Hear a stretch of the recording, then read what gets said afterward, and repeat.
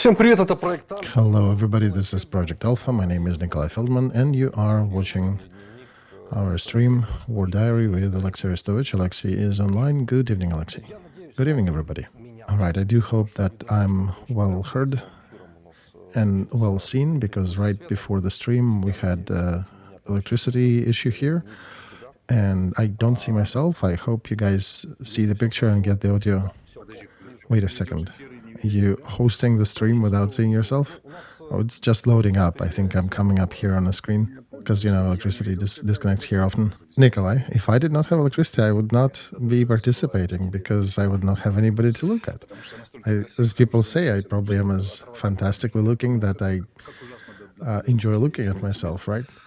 So, and if you don't have any connection, any monitor, then who do you look at? I know it's sarcasm, and indeed, it must be a hard school of your proper previous life, but you learned to work in difficult conditions, Nikolai, without seeing yourself, without seeing your partner, seeing a black screen and talking to some headphone piece. All right, yeah, we're rebooting everything here. I think now we're back online. We're trying to be very autonomous here, to be ready for any eventuality here in Kiev, and we usually have electricity worth enough of 3 to 4 hours. Let's begin the show. И все. My friend, you spoke some strange language. I don't understand nothing. Так, слушайте. A lot of news happened, and I don't know which one to start with. Okay, number one is that a lot of decisions have been taken, apparently, to allow Ukraine to hit territory of Russia proper and shoot down everything that flies from territory of Russia over the occupied territories and over the territory of Russia proper as well. Denmark allowed it, Biden supposedly nodded, all media writing about that. Why everybody's writing about it, Alexey? Well, the negotiations are definitely in a stalemate, so if Putin decided to break things, then the West decided, well, we'll try to break some of your things too. And I was reading some newspaper here, and what does it say? It says that negotiations with Putin have stalled, that Putin's people said that F you, and we will start hitting all supplies you guys are delivering to Ukraine. We'll attack all the tunnels, all the roads, all the energy grids. And then the West thought a bit and came back and allowed Ukraine to shoot at the Russian territory. And so jokingly, we got into the summer campaign. Okay, then the peace summit turns into some formality, Alexey. Not quite clear what can be resolved there and what spectrum of questions would be discussed. Do you think, strategically, as some people like to say, what happened recently with these issues with negotiations, if that affected the event, the peace summit, do you think there is still any probability for those countries that arrive to come to some conclusion? Oh, strategically. Nikolai, you want us to talk to our viewers like some of Ukrainian analysts? Like the enemy strategically moved towards a strategic farm number 5 and the strategic crossroads nearby in Nechtaevo, and then having strategic ideation about strategically attacking with a strategic platoon, but the strategic drone was shot down by a strategic APC. So, yeah, I understand. Well, let's talk this way. Summit itself will be written in the history of diplomacy in an interesting way. It is the summit of peace where one of the warring sides was not invited to. One of the main declared goals of the summit was the return of prisoners of war. And again, the warring party was not invited. The summit gathers about half of the countries that are participants of United Nations, but for some reasons, the strongest, the biggest countries of the world do not partake. Also, besides that fact, there are several statements made by our leader, something to the tune that if Donald Trump would not support Ukraine, he would be a loser.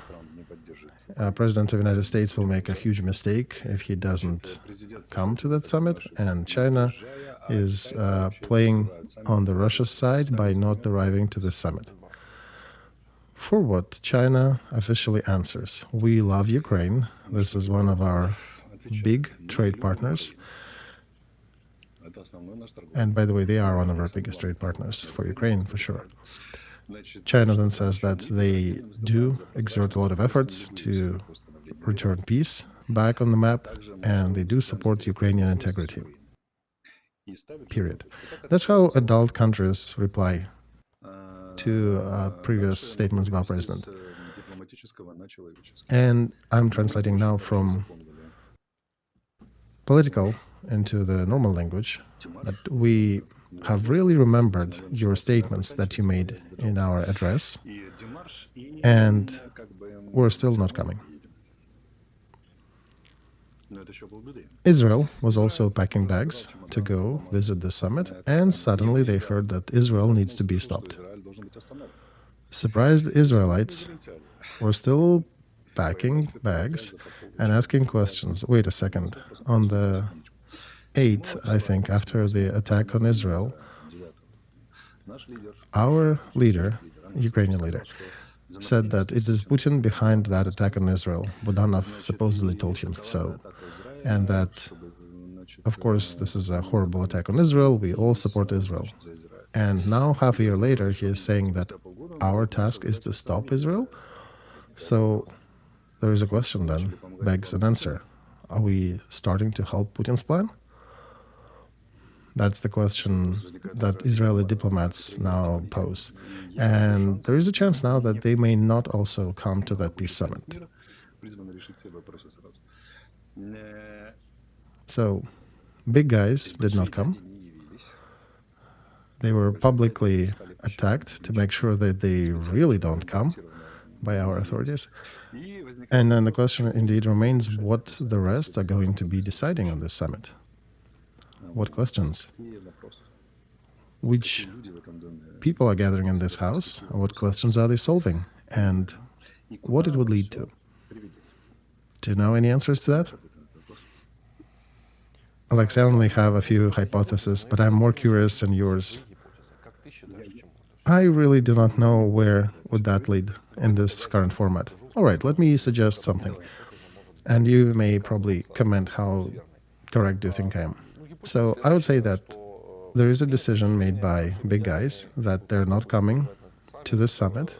They want the summit to fail because there was a different framework that they agreed within, and the summit doesn't fit the bill. Perhaps they're thinking about truce that France, States, China, and Russia were talking at different times about. So perhaps the summit is not in the picture. What are you talking, Nikolai? You think they're trying to break this summit? Oh, well, you think it's the wrong word, Alexey? Well, I don't think they're really targeting the goal of breaking and interrupting this summit. I just think they decided to ignore it, to show the futile efforts that this peace summit would have, that it will not be effective. By the way, Blinken, according to some other reports, meeting with Russian representatives 3 days ago, he did conclude out in the open after that negotiations reached a stall point. Nothing can proceed from here, and we likely will continue observing this war until things change. And Russians, by the way, also stated that the next strategic window, if right now the opposing party would not agree to peace agreement, the next window will open after the elections in the United States. So that's how we continued with the war. Do you think that China, Alexey, is now opening its face, that they actually are behind Russia? Can we say that, or is it wrong? No, Nikolai, this would be an attempt to simplify the real situation, that it stands behind Russia or that interrupts things. China is shaking the West for different reasons. First, I suspect they enjoy shaking the West, rattling it on their anti-colonial agenda to remind them of the Boxers' War, of the Opium Wars, and some elements of the past. The second curiosity that they might be persuading is to see how the crisis of such scale unravel. You know, just in case, what may ensue if something happens with Taiwan. what they would be facing. And the third, to grab Russia by the balls and to squeeze or release them and turn them around and try to manipulate Russia and try to make things with them and get additional benefits from Russia that they would not have a chance to get otherwise. For example, get additional technologies, get better gas and oil deals. So China is solving several big tasks, big goals, but one cannot say that China organized that. China is just using what Putin has organized. That's the story. And I think most participants are using this story, trying to use it to their advantage. So, Alexey, these negotiations, not quite sure who talked with whom, but why did they hit a stall, a stalemate? Well, Blinken mentioned that Zelensky didn't want to proceed because Russia did want to have Zelensky removed. And Zelensky parried, saying that if I leave, there will be a civil war in Ukraine. Russian agents and Russian favoring groups of administration will likely prevail, so he cannot afford to do that. But Blinken said this is reason number two. The first reason is that Putin, as the graduate of the law university, he requested a document affirming the current front as the new state border between Russia and Ukraine, for which nobody will fall in Ukraine, and people in the West also refuse to sign anything like that. So two seriously unacceptable positions were encountered, and this is an unsolvable dilemma. Right now, there is no way to resolve it. The West was planning to go on a variant of a gray political zone, ceasefire, there is no peace accord, but you can already start rebuilding Ukraine.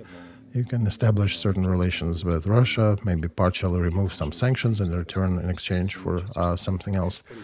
So basically a Korean scenario where two countries freeze everything, but at the same time they can still continue some sort of relations and relations with other countries, and they interact with each other as well.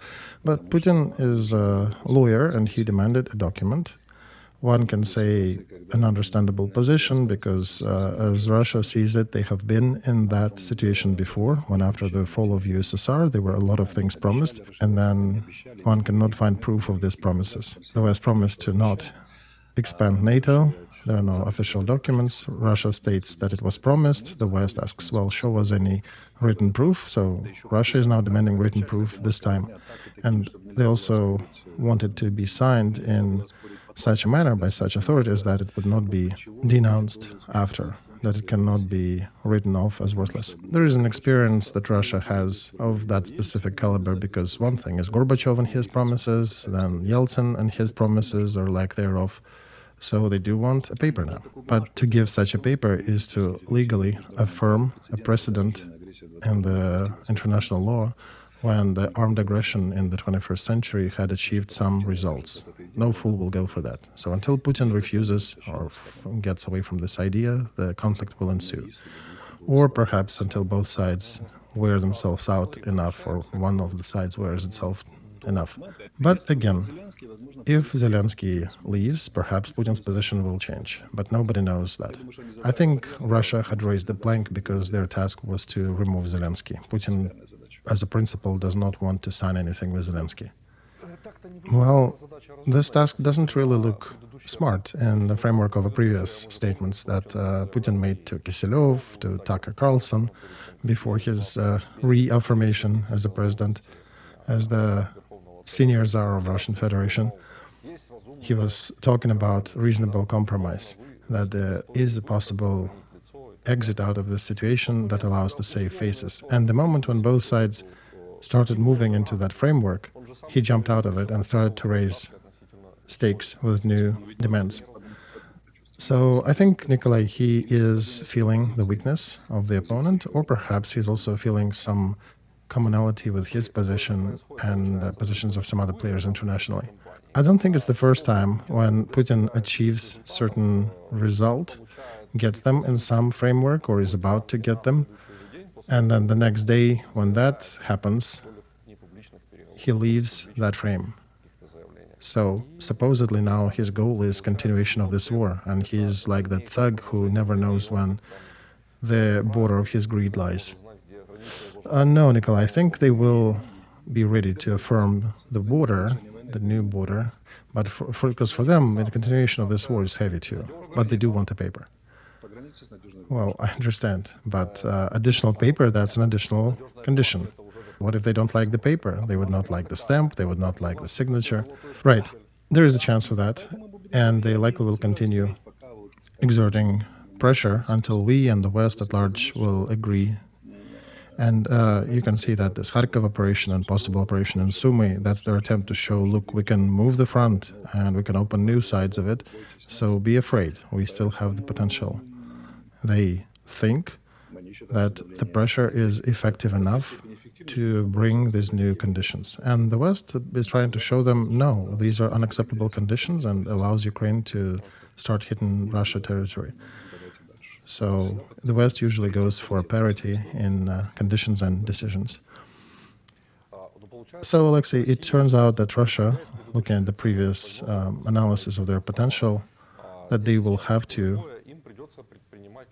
enforce additional inner mobilization to attract more people to their army related to refilling the losses, and they'll need to provide more equipment and arms. What measures do you think Putin will have to go for in order to address this situation? Well, Nikolai, they are now conducting a reform of their government system. Right, you can see that they restored that Security Council. It's an experimental additional center of power. How will it establish relations with Patrushev and Shoigu branches of power? And that's another squabble that Putin has planned for his rivaling subordinates who continue warring between each other for extra power. And according to the logic of Byzantine system, a proper one that he usually practices, to remain the one controlling the fight. But Domin is a serious figure who was also being put in charge of that Security Council, which was established as additional tool to navigate the transfer of power in the situation if that arises. They, of course, need to still raise taxes, and they need to make a few economic changes in the country. So all these changes, they're happening because they considered that the previous system was not effective. They need to change something. It is difficult to say what place will be taken by mobilization in this new scheme, in this new paradigm. For now, they're doing all right with their monetary recruiting. They're offering money to their volunteers. And mobilization is a very unpopular topic. I think he's trying to avoid it by any means, because it's a good picture also to see how it is done with such draconian measures in Ukraine, when in Russia they do not have it, and they're laughing and saying, well, hey, our people just come to work voluntarily. Not really, for money, but still. So I think they'll be avoiding mobilization at large. They do have those 30, 40,000 that arrive to the front, allow them to aggregate some resource, if not strategic, at least the operative level. Slow, indeed, but slowness is in this case defined not by the preparation process and conditioning, but by lack of equipment. They can draft 500,000, but what will you give them? Which armor, which rifles?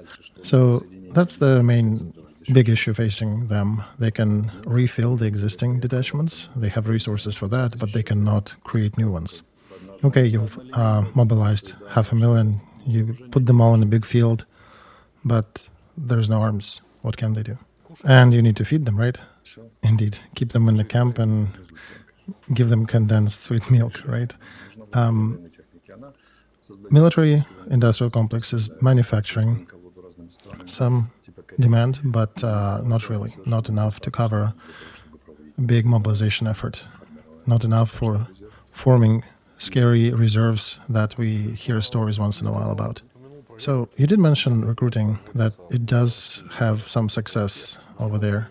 But I remember our discussions, I think, 2 streams ago, when they were doing recruitment in India by fraud, and somehow they involved 36 Indian citizens into Russian military, into Russian armed forces. And after that, there was a scandal with Indian authorities. So I'm trying to put these 2 facts together. Why do they need 30 Indian citizens brought there by fraud when they're generally all right with recruitment internally. Political reasons, Nikolai. Look, you have NATO fighting there and NATO hire guns, and we have international effort fighting against you. So that's just for the optics. Anti-colonial international versus neo-colonial international.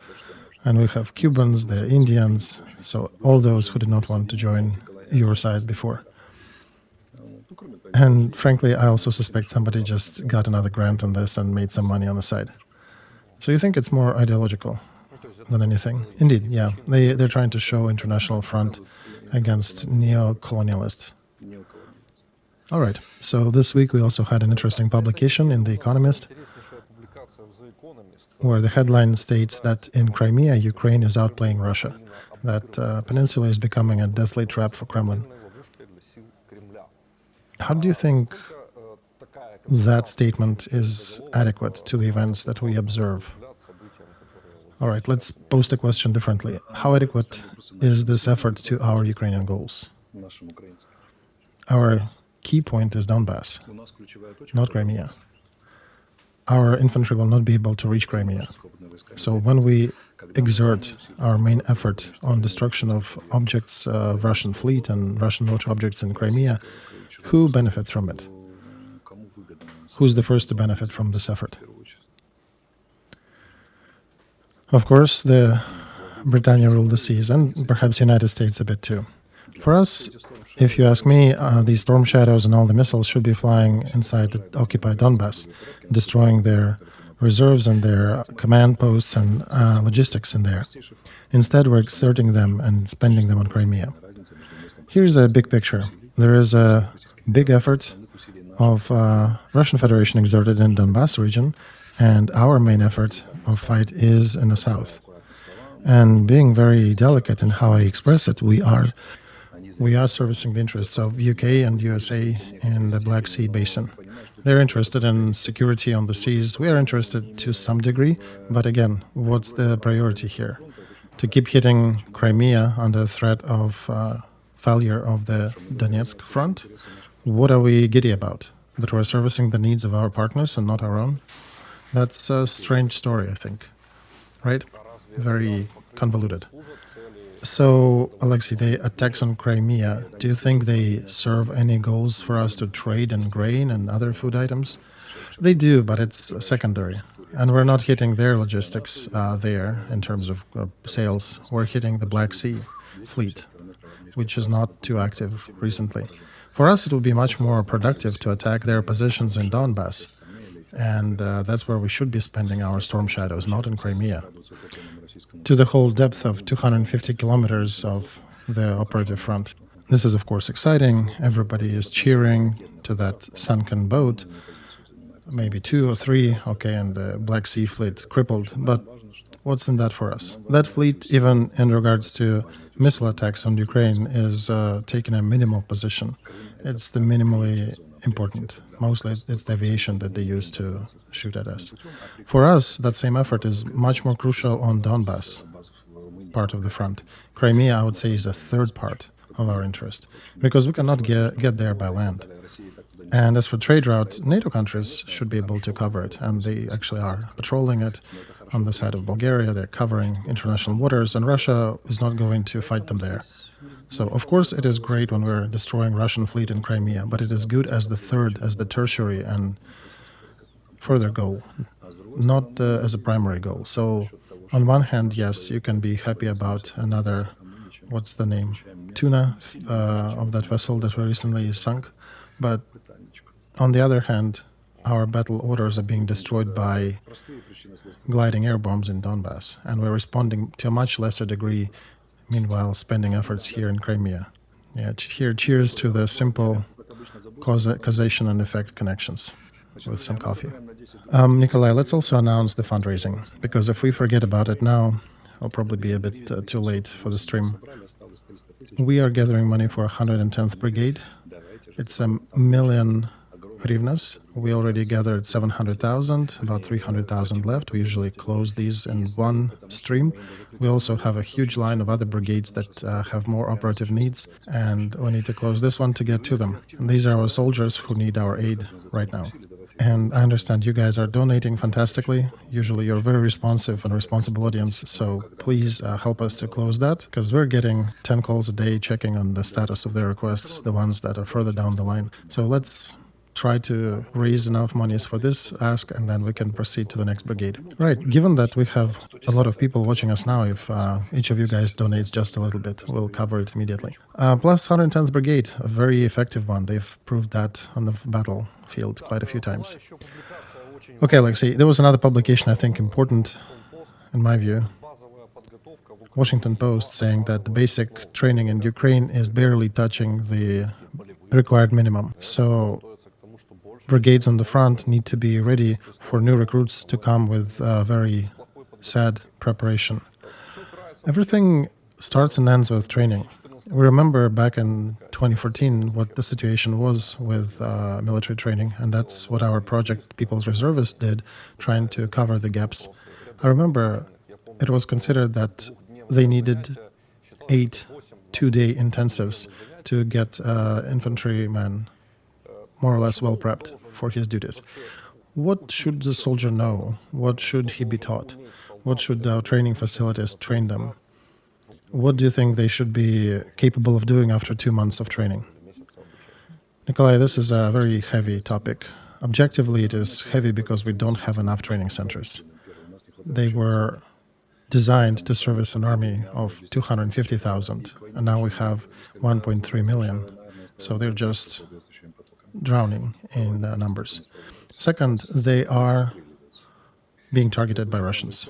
And whenever we concentrate people there, just like on Yavorov training facility when they landed a missile there and killed 60 and wounded a lot more.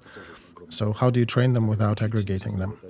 And how do you distract air defense systems from other targets to cover for training? Third problem is resources. A good infantryman is the one who is trained on different levels, that he is trained within platoon, within a company, within a battalion and brigade, on different level of training. But there are also different specialized trainings that should be added to many of them. There are a lot of military specialties that are not covered as a process, as a basic process. Many people do not serve as just infantry riflemen. So, but even if you take just infantry riflemen or paratroopers, Marines, everybody who runs with a rifle and fights on land, that's complex. And then there's also a subjective reason that basically says that everything was very bad with our training in Ukraine. It was always done on the remainder of a budget, was never a priority. And now we need to conscribe 300,000, 500,000. And my prediction is majority of them will arrive to the front with almost no training. At best, they would have shot maybe 9 bullets and thrown 1 grenade. Just a simple example. A very basic level of training is to throw a grenade, right? Not even any specialty here. So to train 500,000 soldiers, you need 500,000 grenades. It's technically difficult. Where do you find these grenades? Just for training. 500,000. So that's why it's not enough resources here, and we cannot be honest and say that the training level of our recruits is going to increase or has increased. This is not going to happen. Majority of them will get to the trenches without knowing anything or much, and they'll be learning as they fight. And now connect that with an idea to demobilize the already serving ones in the army.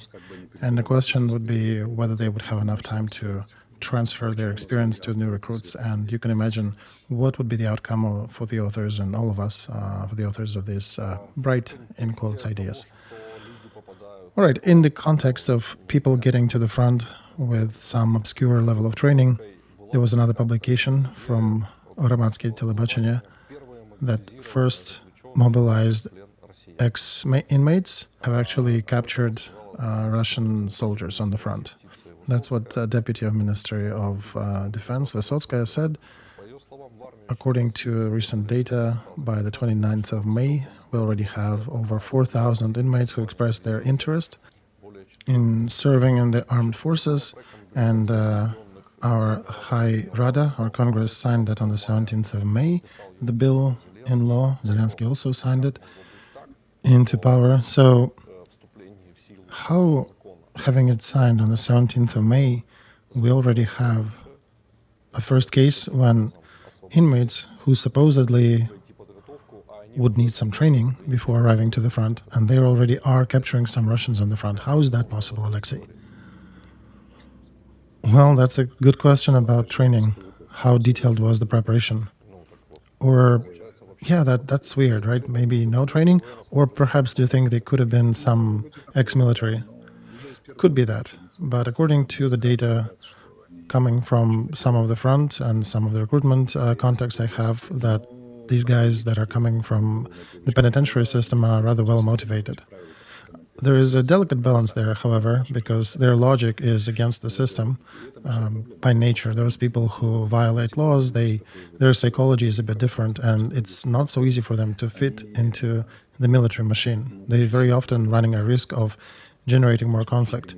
And then the question would be, how do you set it psychologically so that they would preserve their wit, their anger, their eagerness to fight, and at the same time remained disciplined soldiers? This is not an easy task, and every time I suspect it will be solved individually, and they likely would be both issues and achievements on this field. It is a non-trivial task, let's put it this way. And again, depends upon the quantity, right? 4,000 being prepared, 440 already in. So for 1.3 million, that's not too many, right? But if you're getting 4,000 motivated troops, that generally is a good aid. Or even if only half of them are well motivated, it's a great aid because very often the whole brigade that achieved great successes, these successes are very often created and done by 20 persons within that brigade who are eager and know how to fight. So it's important to know, to figure out how to work with them. It's a very specific group of people. These people definitely have positive sides. They can work effectively, energetically, but also they have negative sides because they are prone to neglecting order, neglecting leadership, neglecting people with higher rank. Alexey, do you think it makes sense to use them as a separate unit within the armed forces, or should they be integrated? Nikolai, they should be integrated into high motivated groups, into the ones who already have energy, who are effective, who can also be brush, but those who understand what is military discipline. Then you can educate them to be great fighters, which they already halfway there. We just need to work more on discipline. So, speaking figuratively, do we put them one into each detachment? No, not so. I'll tell you how Brits are doing that in their special forces in Afghanistan. A group of 16 special forces operators. At first, there are 16 of them Brits. Then they introduce a couple more from Afghani side, then a couple more. So a year later, they're 50-50, and a couple years later, they're 100% Afghani. And there are options here. You can take 3 and put 1 ex-inmate, ex-con into that group. And of course, there is a psychological side, because if you leave weak fighters with those who refuse to fight, they likely will become the refusers as well. But if you leave weak fighters with strong ones, they will likely graduate to becoming strong fighters too. Give them a couple of weeks and they will become stronger, because they'll learn the habits, they'll learn the motivation, the system. So they, in my opinion, should be injected where we already have strong-willed and disciplined fighters, so that they would not be able to degrade the group and they would be able to pick up on the discipline. It doesn't imply that they'll have to just behave. No, it's not that. Discipline is learning how to interact, how to carry out your duties. And that discipline implies a lot more things. How do you carry out radio communications? How do you move? How do you receive orders? How do you fulfill orders? And that's why it makes sense to inject them into the detachments that already are high-performing detachments, so they can pick up on the discipline and the better sides of them. So going back to the training, Alexey, if our base training is so bad, Should we perhaps scrub it and redo it and maybe move that training towards the active detachments on the front so they would handle it? Nikolai, I've said that many times and times again, that it's better to train new recruits at the brigades level, at the brigade schools. If we had divisions, if we had armies, that would make sense to train them in those schools, because that's when you have a fully functioning army fighting on the front, and they have their own logistics, their own second line, third line, where you can train new recruits. They already have cover from air, they already have different means of defense and attack, so you can provide proper security for them. And at the same time, it is on the front, it is next to the actual war fighting, so they're working with exact people who will be fighting with them in the same trench, and that definitely motivates people better, trains them better. But it's a different story. You need to organize that, and with organization in our country, we're a little bit slacking. Alexey, I understand a little bit is being sarcastic, figure of speech. No, Nikolai, that's me talking with love. So what should we do to fix that situation? Who needs to affect it? President himself, who is not a specialist in this? Command of the infantry, of the ground troops. Ground troops and infantry are roughly about 73% of our army. So their command should take lead in that. They can take the decision themselves. They do not need to coordinate it. Well, smaller branches of our armed forces have their own command and they have their own training. But infantry and ground forces, that's 73%. It's a huge machine. It's hundreds of thousands of people, and they definitely need to bring their game up. Their command needs to take a strategic decision and start developing it. And Nikolai, sorry for interrupting you here. What was the previous commander of the ground forces? Starting with S, finishing with E. Right. He didn't really fare well in terms of training his troops, and now that he is a chief commander, he really doesn't have time for that. But now there is Pavlyuk there that can probably take over this function. So we should probably ask them, so what's going on, guys? And since we do know what's going, we probably should avoid asking this question to not put them in a more precarious position. They definitely have a lot of issues to address. Alexey, there was another case this week that got dropped into the public media. It became known that in Bashkovskaya prison, there are tortures of inmates going on. Investigative commission is now accusing 4 employees of this prison in stepping over their boundaries and torturing people. So in light of this, do you think there is actually some pressure on our inmates to force them to mobilize? This is a great question to the investigative organs, Nikolai. What is really happening there? Unfortunately, in our penitentiary system and overall at large at penitentiary systems of ex-USSR countries, this is almost norm, all these tortures and abuse. We have watched closely what's going on in Russia, but our situation is not much better. Our penitentiary system is, in essence, a rudiment of the totalitarian system, which was betting on breaking and torturing people as a part of it.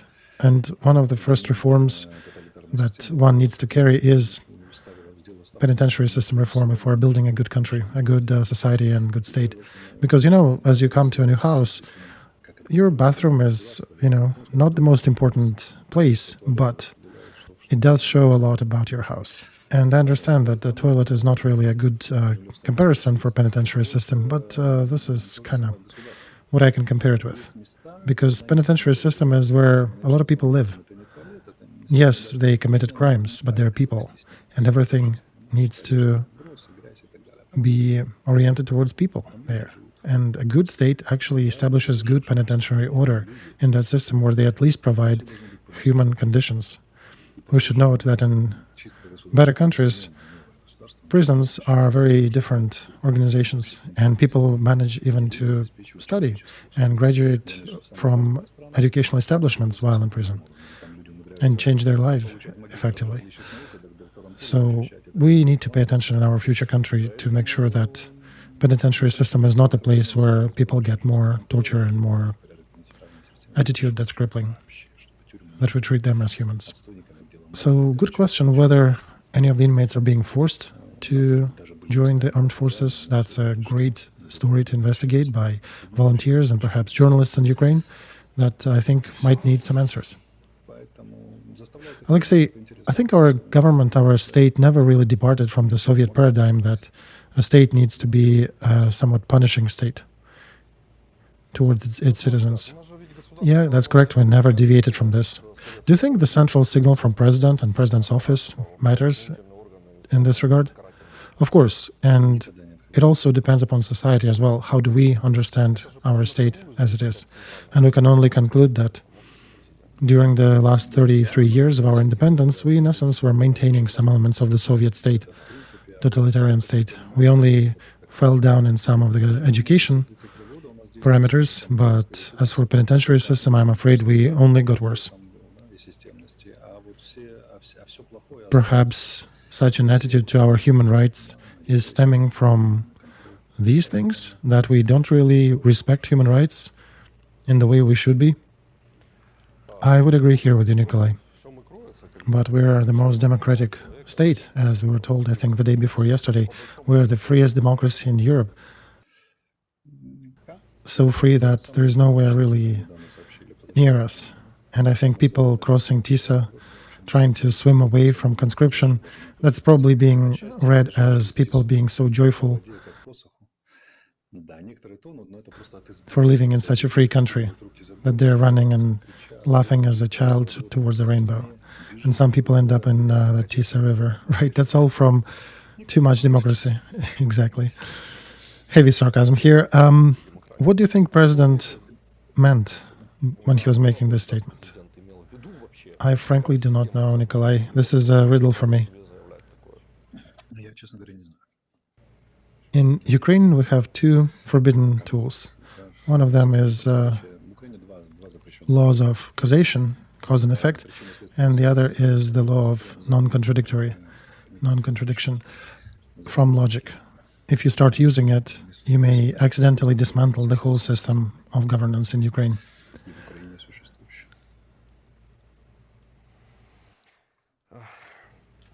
You know, there is a huge temptation within me now, struggling to make some cause and effect conclusions, but I should probably abstain from it. All right, Office of the President will not turn to Constitutional Court to reaffirm legitimacy of President Zelensky. We apparently did not hear anything news from this statement, but in your opinion, why is it even important to make such a statement? I understand that Ukrainian society generally agrees with legitimacy of the president and the fact that running elections during war times is a taboo topic. Nikolai, nobody in Ukraine really is arguing about that. I think it's mostly Russia that is bringing up this topic, and this probably was an veiled answer to Russia to address their endless statements about his illegitimacy. And I think he's making a big mistake with that, because lack of legitimacy that would be reaffirmed by some special structures like Constitutional Court, it does cause a bunch of questions at the world at large, because there is also a matter of legal succession. And more questions start to arise in terms of effectivity of our current government. And more questions are being brought up. For example, what would be the final document coming from the Peace Formula Summit? Right? There is legal succession. What if the next government comes and says, well, we cannot treat this document as legitimate because it was signed by Zelensky? For example, his political opponents would come to power and would say, we denounce all that, this is not us. And what do you do then? Because if there was a decision of Constitutional Court, nobody can argue with that, because then you have a constitutional procedure backing Zelensky's position on it. And when you have no affirmation and you're just being asked to take that as a fact, it might perhaps work in Ukraine because we understand it's war, we're trying to stay united, we're not allowing enemies to attack our leadership. But for people outside of Ukraine, for people in the international politics, this is a whole other status. And they are asking a question. all right, what will happen with the succession of Ukrainian politics? And I guess, Alexey, the question would be whether we need that succession, because constitution of many of the European countries, as some of the analysis showed, that they do have the same formula with many European countries, that no elections are being carried out during the war times. Hang on, sorry, I think I'm facing an audio difficulty. I'm afraid I will not be able to hear you for a sec, but you can still answer. Well, we are not arguing, indeed, Nikolai, but what will happen in 5 years or in 3 years? That is still a big question.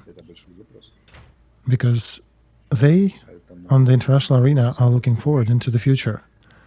Imagine political layout has changed. New elections are being carried out in European Union, in the United States. Something happened in Russia as well to reform Putin. And there might be a document that is signed by all of us. Right? And you cannot argue about the signatures of European Union, of United States, maybe perhaps about Russia too. But what about Ukraine? Imagine political opponents of Zelensky come to power and they say, well, no, we disagree. And we have a conclusion by the Constitutional Court that all decisions made back then in Zelensky times after May are unconstitutional. So what then? Because a trademark of a good politician is not a minute story today, is not today's news, but what will happen with his country or her country in 10 years, 15 years, 20 years from now. We have seen it many times when the signatures were denounced. For example, Soviet Russia came after the Tsarist government and said in 1917 and said, no, we are not liable for any promises made by Tsar Russia. Right, Alexey, I think we are in an element of a story where we cannot see any successful exit out of this situation. And that's sad, exactly, Nikolai, because, frankly, we need to be thinking about the future and not about our immediate moment, right? It doesn't work like this. Let's win first and then we'll deal with it. It's not the right way. And many of our friends on the West, not enemies, not those who are attacking Ukraine, our friends are indicating at different elements of traps that hide behind this decision. Serious risks lay behind that. If there was a decision by a constitutional court, that would have been a different story. We decided that that'll fly like this, perhaps on tactical, maybe even on the operative level it will. Will it fly on the strategic level? That's a big question. End of part 1.